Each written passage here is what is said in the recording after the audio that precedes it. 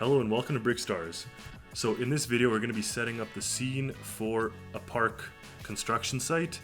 Now what inspired us here was a nice photo of Central Park we found at the buildings, and here we are setting up the trees and moss in the foreground that it can blur in with the background.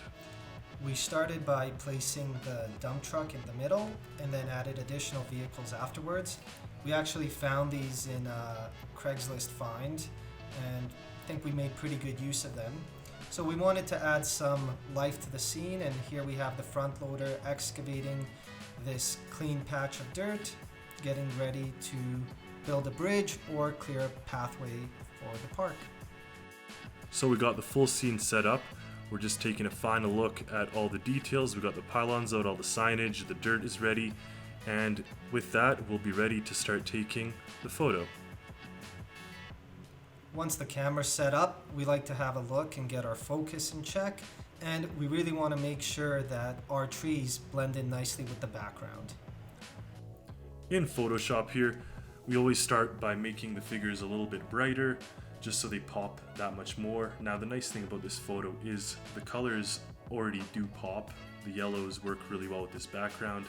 Now we have our standard effects that we're throwing together, and this photo is definitely being brought to life with the lights that we're putting on these vehicles. The lights are something we've played around with a couple different techniques. We find this one gives a nice natural glow and color.